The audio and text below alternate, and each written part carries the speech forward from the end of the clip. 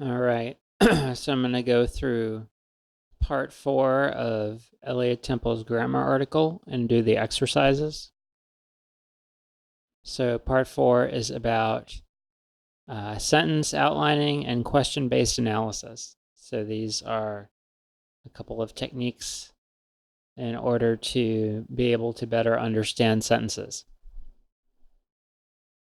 So I'm just going to read through sentence outlining. When analyzing long sentences, it helps to look at shortened versions. A sentence outline only includes the essentials, so you can understand the sentence while having fewer things to worry about. Outlines also may replace references with what they refer to, e.g., replacing he with John. And I'll say that I often do the shortened version thing, or I've often done the shortened version thing mentally, like sort of dropping out a bunch of words, dropping out the prepositions, dropping out the modifiers. I haven't so much done the reference replacement, and I've done neither explicitly, like written out much. So continuing. Outlining also uses symbols to make it easier to understand the sentence. Square brackets indicate a paraphrase or modification, like normal. Use curly brackets to show clause groupings, and angle brackets to show phrase groupings.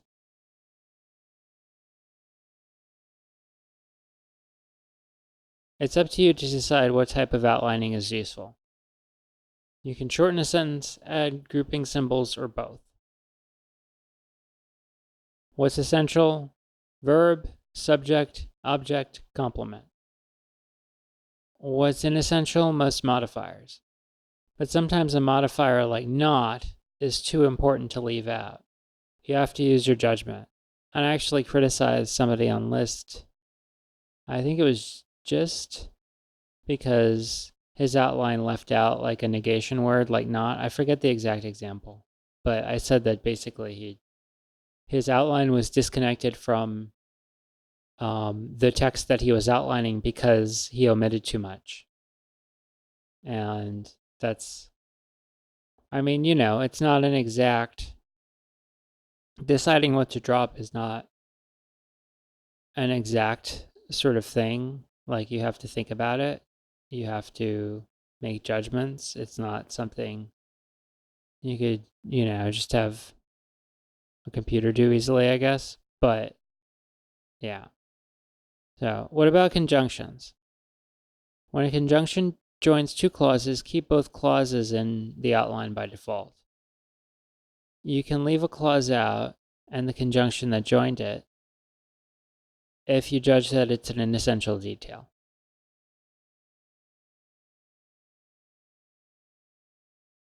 And I would be more likely to do that with subordinators, I think. When a conjunction joins, it's just going back, as opposed to like the fanboys, where I wouldn't really, I'd be more disinclined towards leaving stuff out. All right. When a conjunction joins phrases, you can paraphrase the group. Joe and Sue can be outlined as people. You can also outline it as Joe in order to simplify while figuring out what the sentence means, then apply it to Sue later. For more complicated groups, you can sometimes outline them as stuff. Figure out what the rest of the sentence means, then apply the meaning to the actual stuff. So this is all by way of keeping the number of units you're dealing with manageable. Feel free to leave things out and analyze a simpler version of the sentence. This makes it easier to get started. Once you understand a version of the sentence, you can add the other parts back in one at a time. That makes sense. I mean, it's like with anything. You know, if you're trying to figure out how to have a program do something, you figure out how to make it work on like the easiest, simplest case, like the first step, and then you work your way up from there.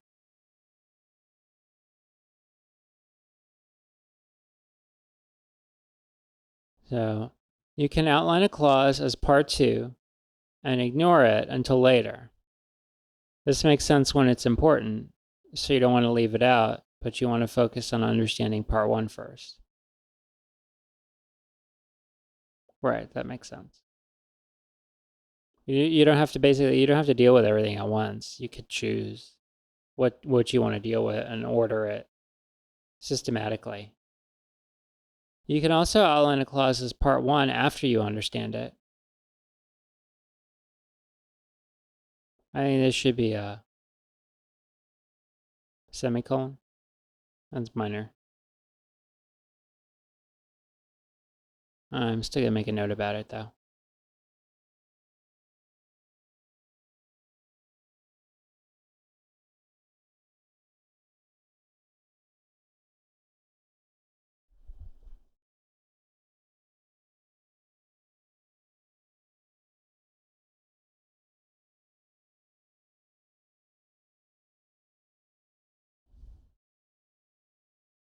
Outlining can be done at various levels of detail for various purposes.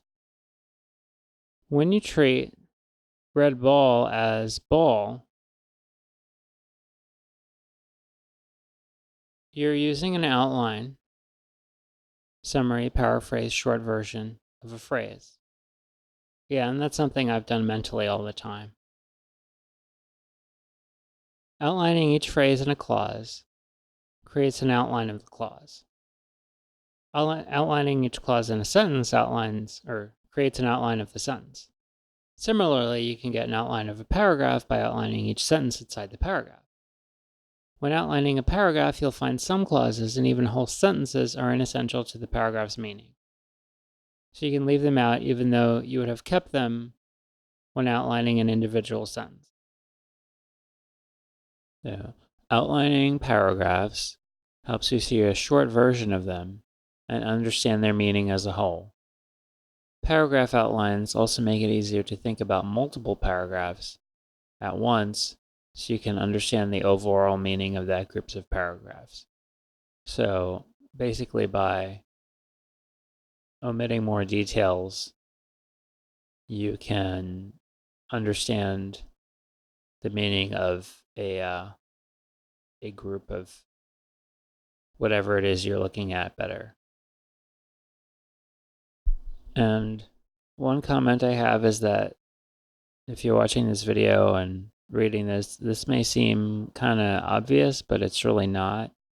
It's very often the case that when doing an analysis of the meaning of something, you can miss the forest for the trees and get focused on some of the details and get kind of lost in those details as opposed to doing some omission of the details and zooming out so that you can understand the meaning as a whole. Now, sometimes you do have to focus on the details, so I just brought up this article I wrote recently regarding David Deutsch attacking Ayn Rand. And I was talking with Elliot a bit about the exact meaning of the word permit in this Rand quote. So, sometimes you have to get really into the details, but this is a good example in a way because to understand this sentence, you need to be able to understand each word in it. And also, particularly, this word is especially important. So you might have to sort of zoom in on that. But then you also need to understand the context. And so you need to be able to zoom out and contextualize it and understand, especially like these 2 paragraphs.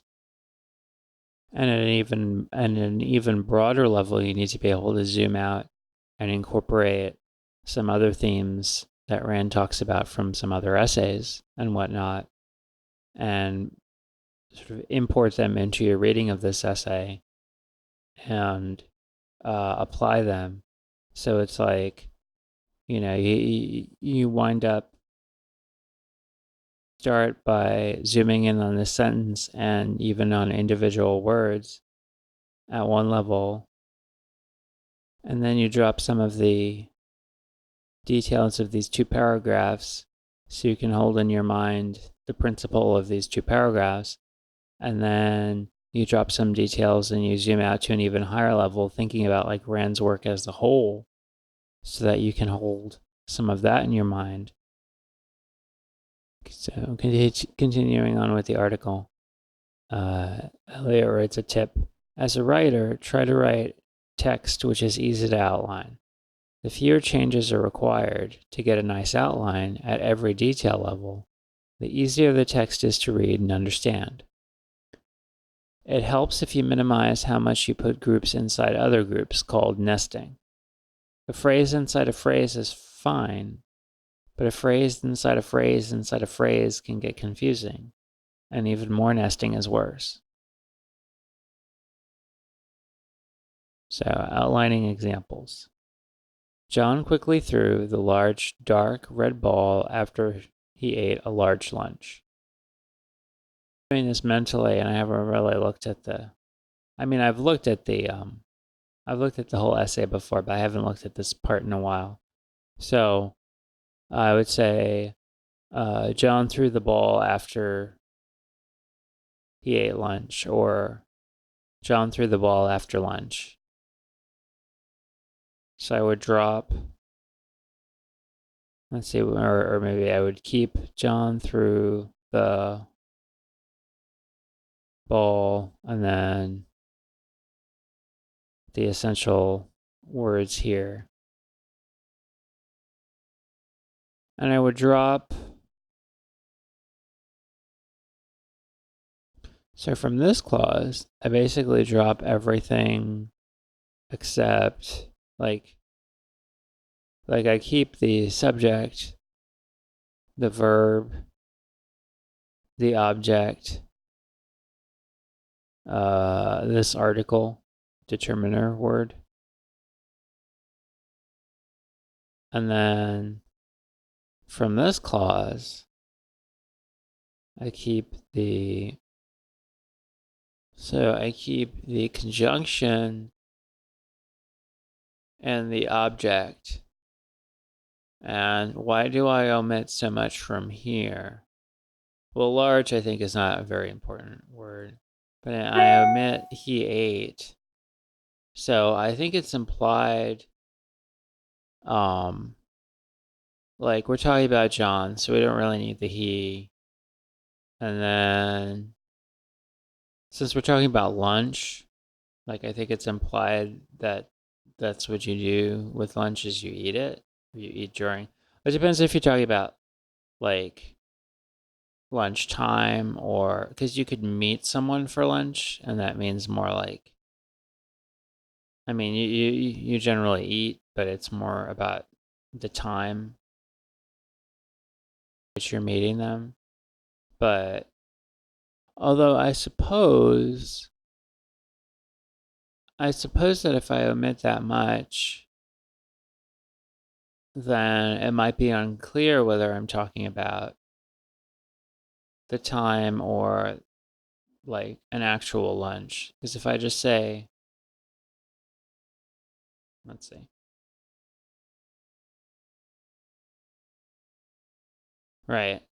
So if I just say that, then maybe you think, like I'm just saying he threw the ball after like 12 or something, 12 in the afternoon, as opposed to he threw the ball after eating lunch. That'd be another way to do it, by the way, as I could say, John threw the ball after eating lunch. That's changing things around a little bit, because we're changing things because we're not just dropping words anymore. We're actually changing how, like, we're going from ate to eating. So I think both of these are pretty reasonable as outlines. John threw the ball after lunch. John threw the ball after he ate lunch. I kind of like this one better, even though it's more ambiguous, because it omits more, so it's like more outliney, for lack of a better word. And like, I don't think it's a real stretch to assume that we're talking about after he ate lunch here. I don't know how much you need to specify that. I'm a little unclear about it, but let's see what Elliot says.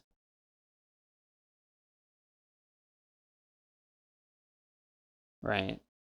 So, oh, and right, he substitutes, because he mentioned that earlier about the references, so he substitutes John back in. So he does think you need that. Okay. So, marking the clauses with curly brackets makes it easier to see how the sentence is organized. And now it's going to give another way to outline, which focuses on the organization but not the meaning. So he says, main clause after subordinate clause. So you see how that's focused on the organization, because it's not actually giving us any of the information about the sentence, about like what John did. It's just, but it is telling us which one is the main and what the conjunction is and which one is the subordinate. So that's still useful information for some question. It's just, it's like super high level. It's omitting the actual content of the sentence.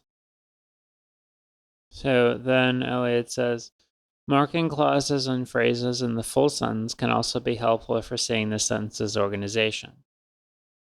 So John quickly threw, that's a phrase. So we've got the angle brackets, the large red ball. Oh, I should say, that's a verb phrase. And then the large dark red ball, which is a noun phrase for the object.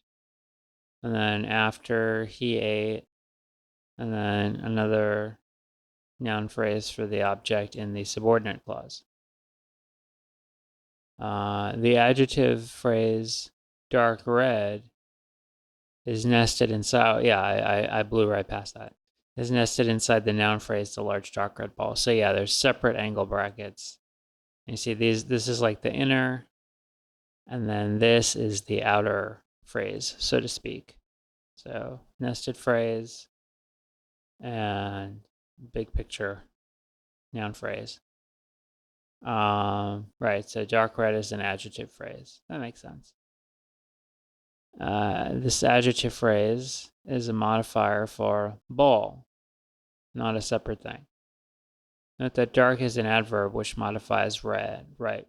Not ball. Yeah, that's why this grouping makes sense as an adjective phrase, because it's not calling the ball dark. It's telling you what kind of dark. If everything modified ball, right, there wouldn't be a phrase nested inside the phrase. Right. Because then it would just be like you have here, the large red ball, where it is like the large ball and the red ball, and you can think about them separately. So then that's not nested. Ignoring nested phrases, each clause normally has 2 or 3 phrases, a verb, a subject, and an optional object or complement.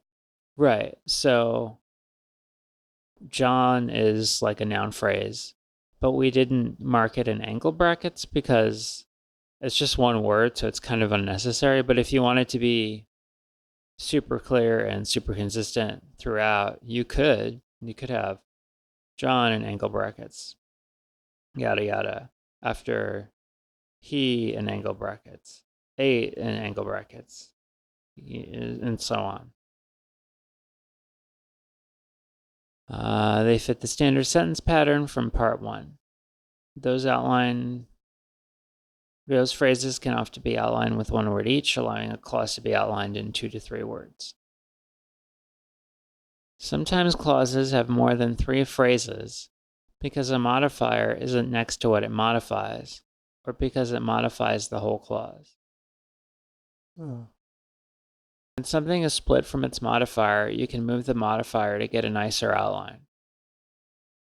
I hit the ball with the sticker fast. Here, fast is an adverb which modifies hit. If you mark the phrases, including 1-word phrases for extra clarity, you'll find 4 non-nested phrases. I hit the ball fast, right? Or I should say, I hit the ball with the sticker, that's 1 phrase, fast. And then there's the nested phrase with the sticker. There's a verb, just hit, subject, I, object, really the ball, and then an extra phrase.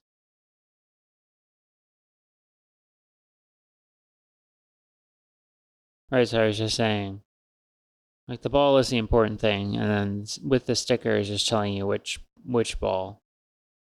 And then fast is telling us how you hit it. So there's a verb, subject, object, extra phrase. Extra phrases are okay, but for outlining purposes, you can rearrange the words. I hit fast the ball with the sticker. With this word order, there are no extra phrases. We can see clearly that the sentence has just the usual 3 parts, verb, subject, and object. The phrase with the sticker is part of a larger phrase, the ball with the sticker, which functions as a noun. Due to being inside the noun phrase, which is the object, it doesn't add an additional phrase to the main structure of the sentence. Right, so this is just saying that with the sticker is not an independent thing. It's modifying ball. It's kind of like, where do we have it? It was kind of like, you say red ball. Like red isn't, its own thing. With the sticker, it has more words to it. It's a phrase. It's a prepositional phrase, but it's not independent, which is why Elliot says it doesn't add an additional phrase to the main structure of the sentence. It's a phrase, but it's like a subsidiary phrase. It's a modifier which modifies the object. It's a part of the object rather than being a separate thing. Yeah, it's like an attribute of the object. Which ball? The ball with the sticker. The ball has the attribute of having a sticker. And, as it's organized in the sentence. The sticker, you could write the sticker as its own object. The sticker which was on the ball was shiny or whatever, right? But that's not how it's organized here.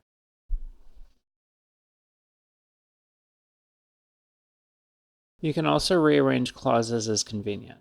Consider, after I ate my lunch, I threw a ball. You can outline that as, well, no, hang on. So I would say, I threw a ball after I ate my lunch. Oh, yeah. I didn't really drop stuff, but Elliot says, by the way, I've noticed this. I meant to ask about this. Like, period, quote, period. I'm pretty sure that's not standard. And I wonder what Elliot's thoughts about that are. Like, because I'm sure he has thoughts. I'm sure this is being done according to a reason or principle or plan, but I haven't actually asked about it.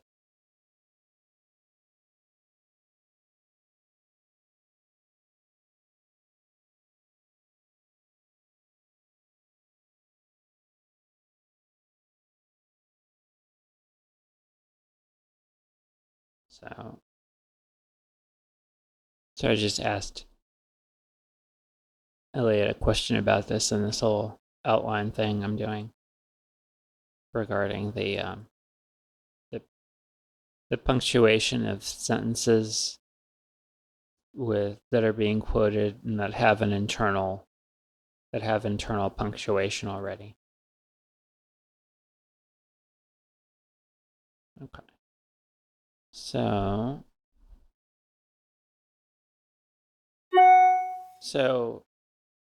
now we're on to question-based analysis. You can ask a series of questions, one answered by each word in the sentence, to help figure out what the sentence means. For each clause, ask the questions in the usual order: verb, subject, object, or complement modifiers. And I actually learned to do this. I think I learned to do this in school in the context of doing sentence diagramming. Although it wasn't really a standard sort of thing. It was like I took like a special class on sentence diagramming, which is kind of weird that they even had such a class. But so something useful I learned in school, I guess.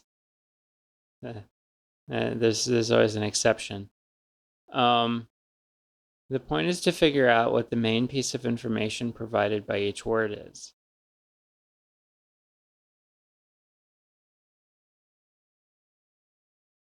Many words, all verbs and most nouns, also provide secondary information. You can ask additional secondary questions when you find them useful. The main information provided by the verb learned is the learning action. It also provides secondary information about when the action happened in the past. The main information provided by the noun cats is the type of thing, and I guess he's going to talk about plurals now. It also provides secondary information about how many cats, more than one. Yep, most nouns have singular and plural forms. Answers to questions are commonly partial, not complete. E.g., the word big answers the question, what size, but gives only a partial answer. It gives some information about size, but not the exact size. Right. Right, so it's like, it gives you a contextual answer. Like if you describe a pizza as big, that's not giving like exact dimensions, but it might give you a sense of how the pizza compares to other things in the pizza type category. Like you'll know you're not talking about like a small, like an individual size pizza or something. It rules some stuff out.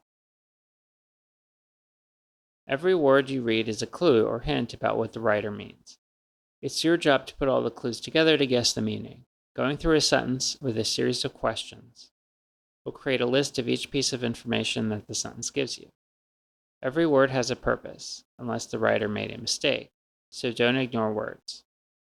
Right, even if the writer, like, the writer might not even realize their purpose, but there's a purpose at some level, even if it's like stuff is internalized coming out through like social signaling or something, and the writer is not even conscious, but there's something at some level which has a purpose, even if the writer is like oblivious to it. Don't interpret a sentence as meaning something which contradicts even one clue word. And I assume this is like, if you can, like, be generous in your reading. So like, if you can avoid it, don't interpret a sentence in that way. But like, if somebody writes like property is theft, if he writes that, then, it's right. So I was starting to like object to this or something, but I was thinking, like, first you have to figure out what a sentence means in terms of what the author meant, what the best objective interpretation of the words arranged in that order is, and then you can think about whether there's any sort of contradiction or criticism. And having an interpretation which is clear, which doesn't contradict any of the clues that you're given, is the way to clearly figure out whether something does involve a contradiction. So if we think about like a statement like property is theft, we think, well, what does property mean? Well, the exclusive right to possess, enjoy, and dispose of a thing. And then is a linking verb. And then what does theft mean? Well, you could say the act of stealing or the taking of property unlawfully. Right, and this says the felonious taking and removing of personal property. So by analyzing such a statement word by word, that's how you get to the point where you can see the contradiction in it.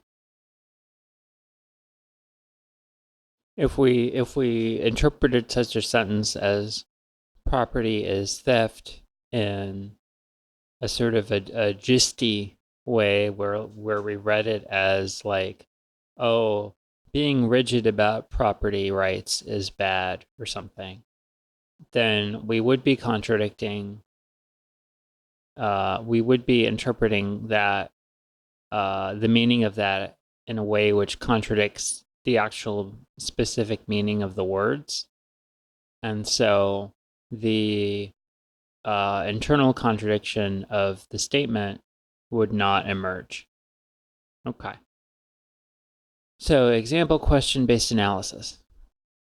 John quickly threw the large dark red ball after he ate a large lunch. What action happened threw? An optional second question is, when did the throwing happen? The answer is in the past, right? And so it'd be who threw? John. John threw what? The ball. What kind of ball? The large ball. What kind of ball? The red ball. What kind of red? Dark. Who threw John? What was thrown ball? Oh, and Elliot's giving some generic questions for subjects. What does the action?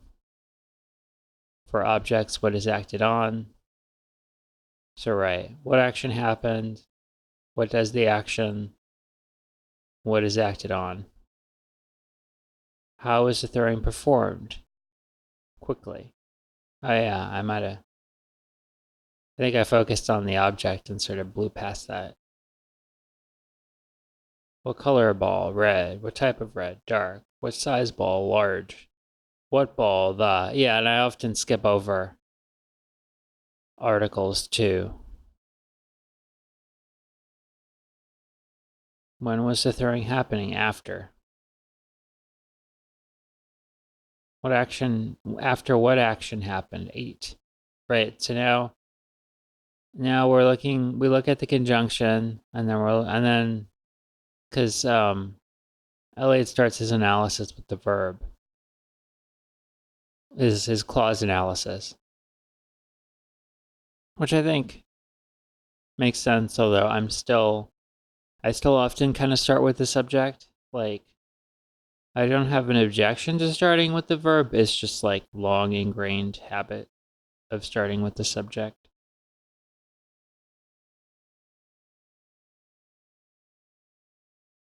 So who ate? He equals John. It's good to say what references refer to. You could also ask a second question like, who is he? What was eaten? Lunch. What size lunch? Large. Which lunch? A. It's an indefinite, unspecified lunch, not a definite lunch.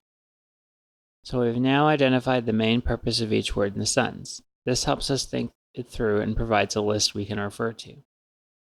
Without doing this, we might misunderstand a word without even realizing there was a problem. It's best to phrase questions so they don't have a yes or no answer. I don't recommend questions like, Was the lunch the thing that was eaten, or was the size of the lunch large? Right, because the point of the questions is to help us sort of, I don't know, build a map of the sentence in the way and show the relations between the words. So like each question kind of points to a word as the answer. Whereas if you ask yes or no, then you're not pointing to a word. So another tip. It works well for questions about the subject and object to include the verb. For example, who threw asks about the subject and includes the verb threw. For modifiers, it works well for the question to include the thing being modified. For example, what size lunch instead of what size.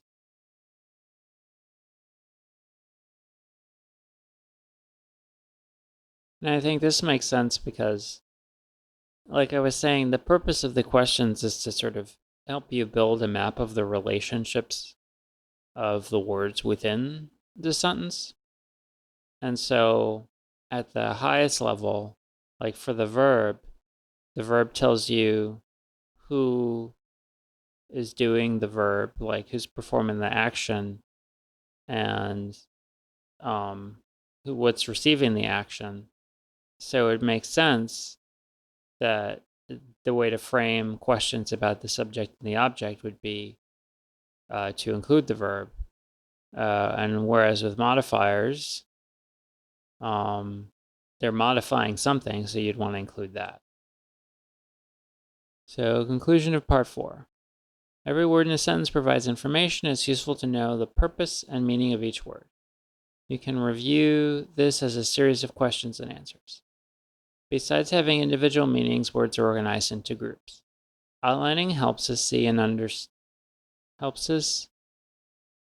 think I found a typo. Outlining helps us see and understanding these groupings. So I just put a note that this should be either see and understand or helps us with seeing and understanding. Either of those would be fine, but it's a minor thing. But I think Elliot wants minor things corrected. So outlining also helps us consider what's essential or inessential at a particular level of detail for a particular purpose or for a particular purpose. If your goal is to learn about how rockets get into orbit, you can mostly ignore off-topic text because it's not relevant to your purpose. The essential ideas make a short outline, and shortening lets us think about more at once. For these practice sentences, first mark clauses and phrases using curly and angle brackets that make a short outline. Then write and answer a question for each word. You may need to do research to figure them out, especially the last two. All right, so I'm going to start doing this, and I just made a little note, a little sticky note. All right, I'll put that, and just keep in mind the method. Mark phrases with angle brackets and clauses with curly brackets. And I just put a note to myself: skip one-word phrases. It's good to know that like John is a noun phrase, a subject phrase, whatever you want to call it. But I don't think you have to mark those. So then make outline and write and answer a question for each word. So I did a prepositional phrases marking. I'm sorry, a phrases marking. And I skipped, if it was just one word, I didn't mark it.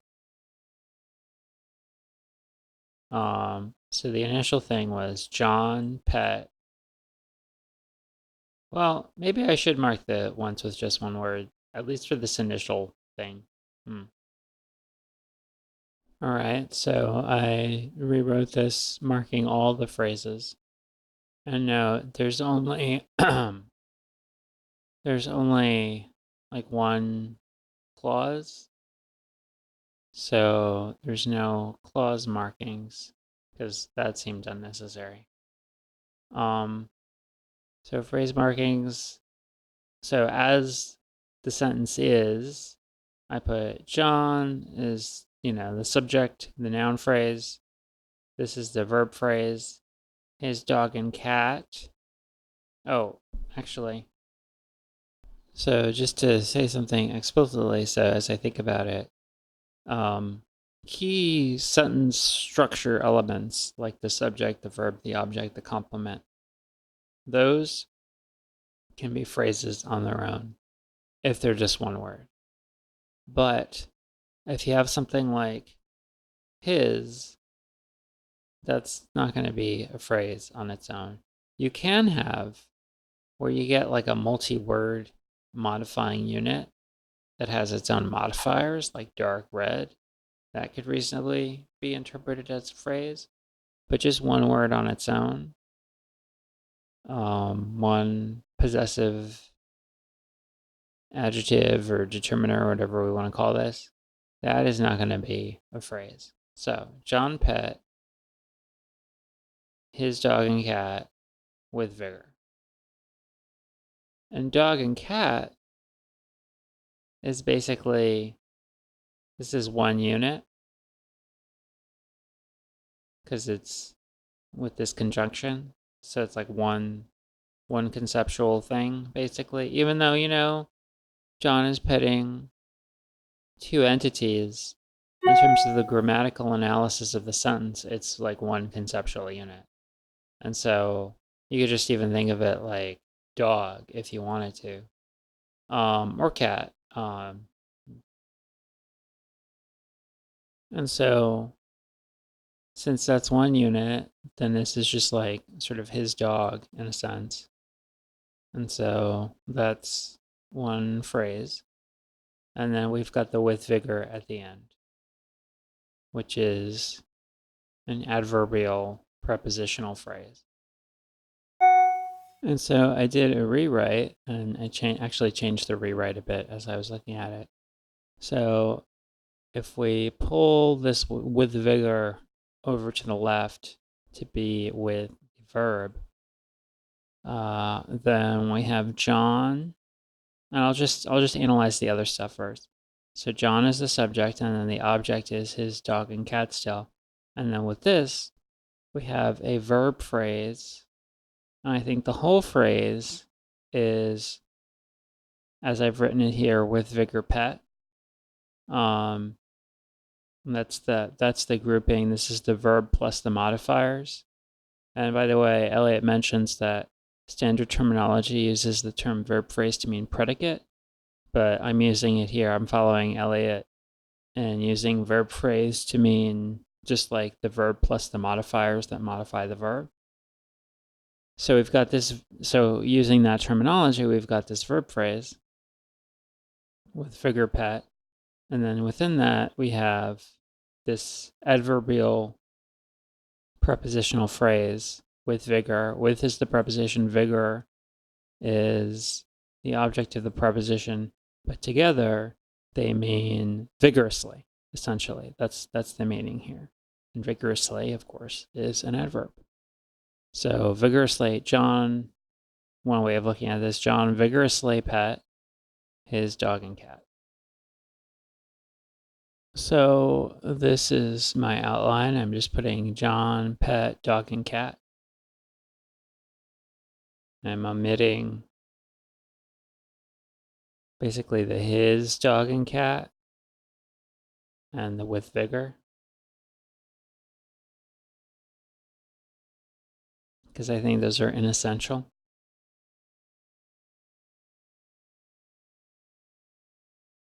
And so this is my question-based analysis. So we have, what action happened? Pet. Who pet? John. What was pet? Both a dog and a cat. Whose dog and cat? John's. So that's, actually I should put his, meaning John's. In what manner was the petting done? With vigor. So Seeing isn't believing.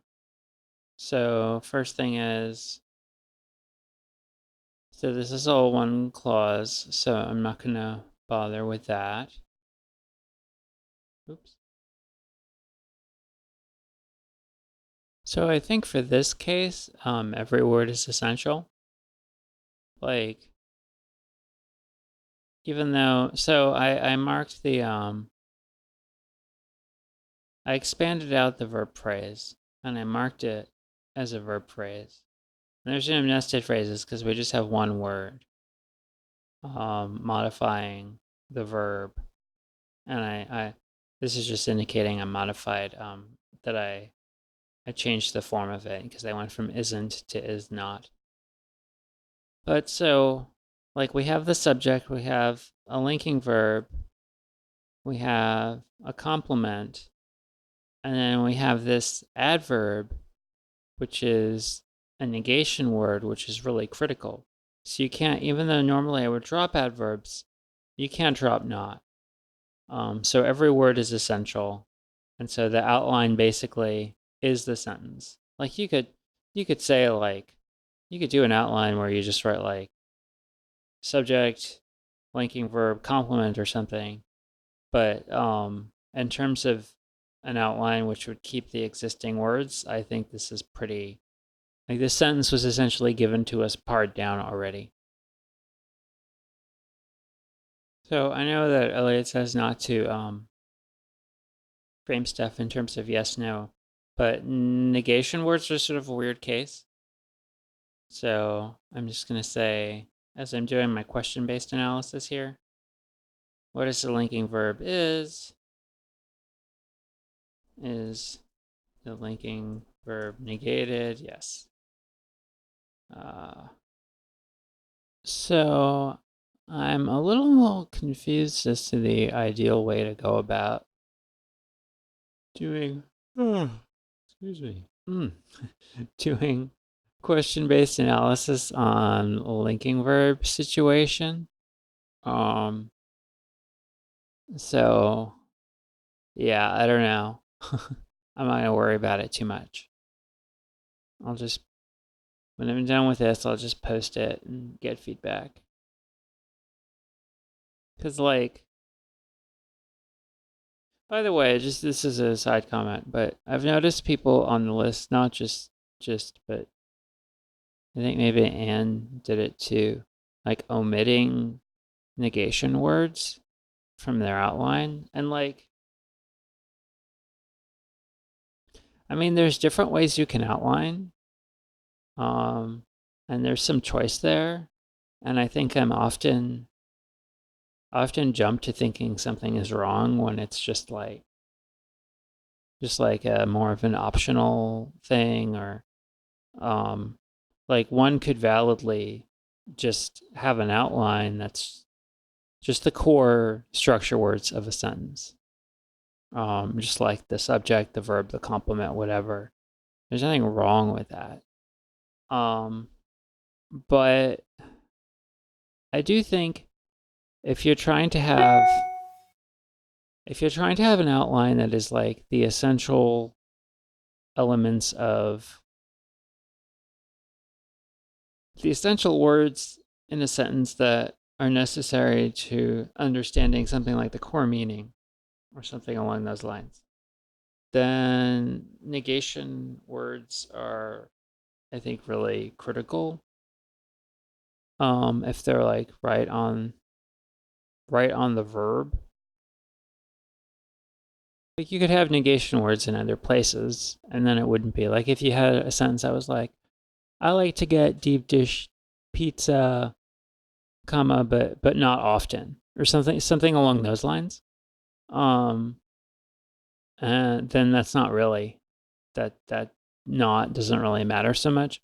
But since like the I mean, to put it in Eliot's conceptual terms, since the verb is sort of the root of the sentence tree and is what's sort of making the sentence. If you have a negation, like right on that, that's really, really critical. So that's a bit of a tangent. But then as for how to go about doing the question-based analysis in general for linking verbs, I'm not really sure. So I'm just going to move on for now.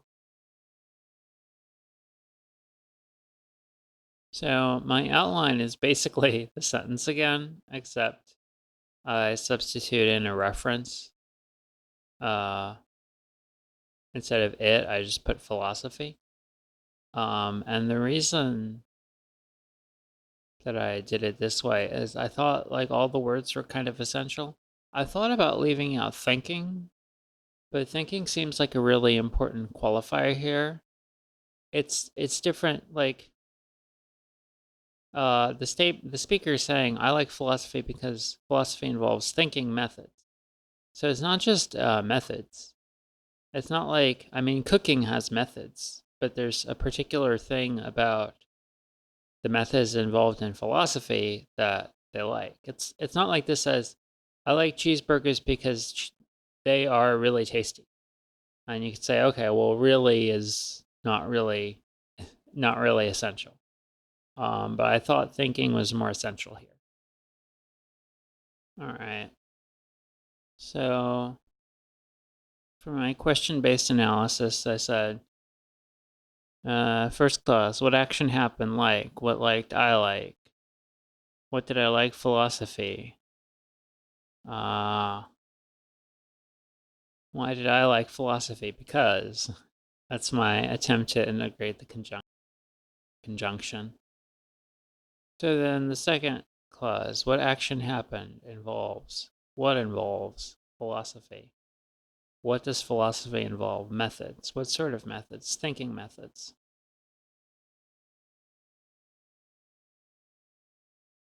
Okay, so now with some people don't love truth or honesty, this one seems a bit trickier.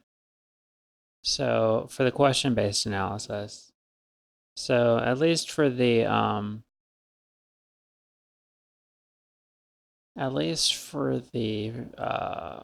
phrase markings, it seems pretty straightforward. There's only one clause, so I'm not bothering with clause stuff. So some people, that's a noun phrase. Some is modifying people. So this is the subject, and this people is the simple subject. Don't love, I think, is the verb phrase. And if you unpack it, it's like do not love or do love not. Like there's a few ways you could think about it. But for at least this purpose of it, this is the verb phrase. And then truth or honesty. So that's the object. And it's a compound object. And we have a conjunction here. Truth or honesty. So in my outline, the only thing I omitted was the sum, because I thought everything else was pretty essential. So there's a theme that's coming up as I go through these, which is that for straightforward action verbs, I know how to frame the question, but if it's a linking verb, if there's an auxiliary verb, if there's a negation word, if there's an auxiliary verb and a negation word, oh boy, then I get a little lost. I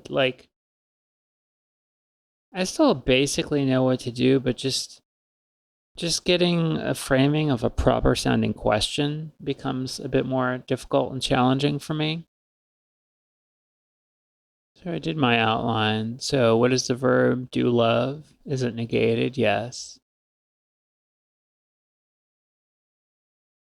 I edited this. So who doesn't love? People. Which people? Some people. What do they not love? Truth or honesty? All right, so I did an outline of this.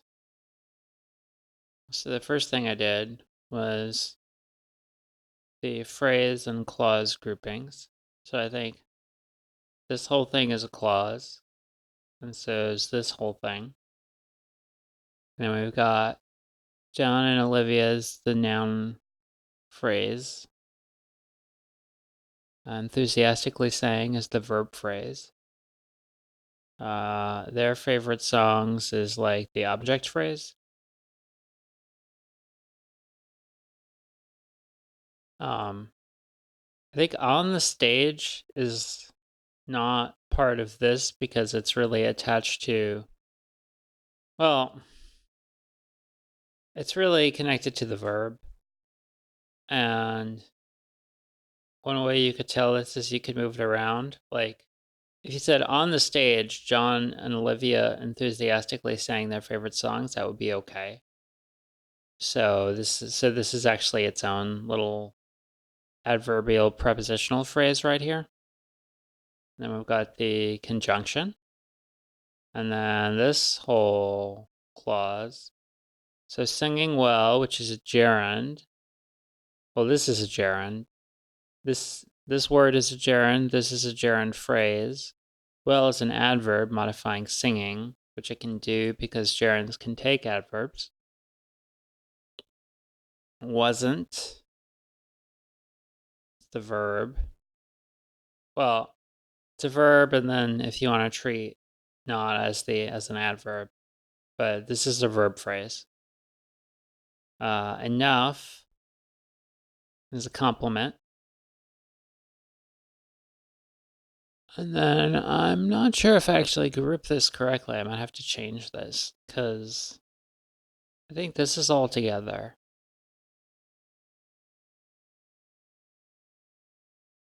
Right, so I think there's a couple of levels of nesting in here because singing well wasn't enough. Enough for who? For the actors. For which actors? The actors pretending to be judges. So this is like a couple levels deep.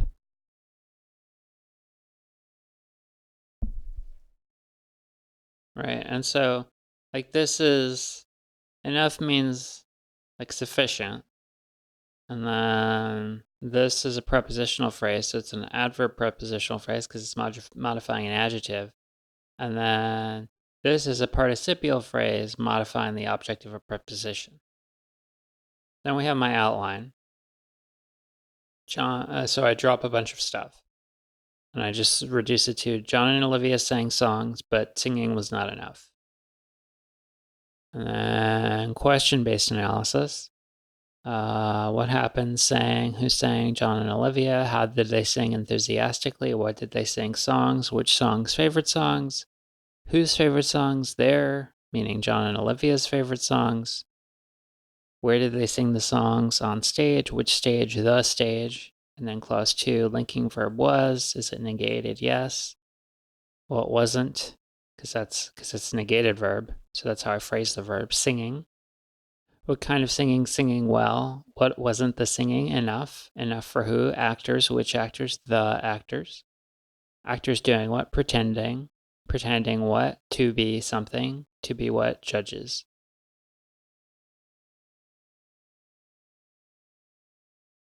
And I guess according to how we've been analyzing things, like, is this, because we've been talking about verbals a lot on the list, gerunds and whatnot, infinitives. So would this be like the object of pretending? This to be judges? All right, so I've started my phrase and clause markings here. Now, this requires a bit of transformation of the text. So while it's just the conjunction, so I'm just sort of leaving that outside of stuff. But I am reading this as the first clause, which corresponds to this, and then this or this as the second clause. Now for this part, I had to break up the contraction into UR. So we've got you as the subject, it's a noun phrase. Are having. So are having, this makes like the present continuous of to be. I just looked that up because I couldn't remember the name for it. So this is the verb phrase, and then this is like the object phrase. So we are having a discussion, and that's the first clause, is you are having a discussion. And then, so while you're doing that, and then we get the second clause, and we have an implied you, I think, because it's imperative. It's like a command. So when you have those, it's always with the implied you. So you, and really it's like, it's not, we say imperative, but it's like it's more like a recommendation, like you should, but I'm just gonna leave that out. So you, and then this is the verb phrase, and then this is the core verb, is misquote, and then this is like our negation verb, never misquote, and then you never misquote who, anyone. So I actually added a should in here, just because I think if you just say you never misquote anyone, it sounds like it changes the meaning. It sounds different. It's saying like, point of fact, while you're having a discussion, you in fact never do misquote anyone. You're the quote master. You never make mistakes. Whereas this is more like saying what you should do, what your policy should be. So if I were to outline this and were to drop significant material, I would just drop the whole while clause. So that's what I did. Otherwise, I would just keep everything. So then I tried to do the question-based analysis. Some of this felt a bit forced, but it's like, what action happens? Misquote. Who misquotes? You. And then I built the should into the question. When should you misquote? Never. Who should you misquote? Anyone. When should you misquote? And then this is my conjunction connection. While. While what? While are having. See, this feels a little awkward. Well, who is Al having? Are having. Well, you are having. Well, you are having what? Now it's normal again. Discussion. What kind of discussion? A discussion.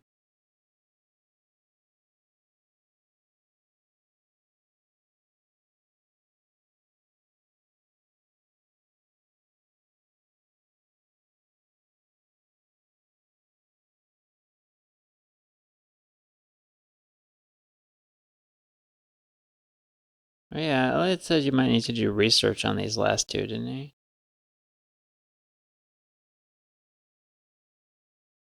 So for this, I think that nuclear power is safe. Phrase clause markings. So basically, I'm following what we've been talking about on the list and what Elliot talks about in his grammar stuff. I think that school is boring.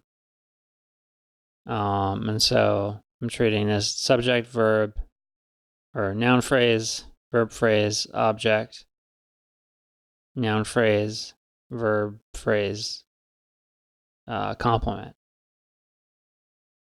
And then outline, I think there's a couple of reasonable ways to do this. One, the first, I decided to do a couple of different ways because like both struck me as reasonable. One is just to basically say nuclear power safe, full stop. And then the other way is to like rearrange it in order to make the structure clearer, just like take all the words, but reorder them. So yeah. Then this is just So I start with the nuclear power clause. Linking verb is, what is power, what kind of power, nuclear power, what is nuclear power, safe. And then for the other clause, what's the verb think, who thinks I, what do I think that, referring to nuclear power is safe, which that here is serving as a pro sentence, which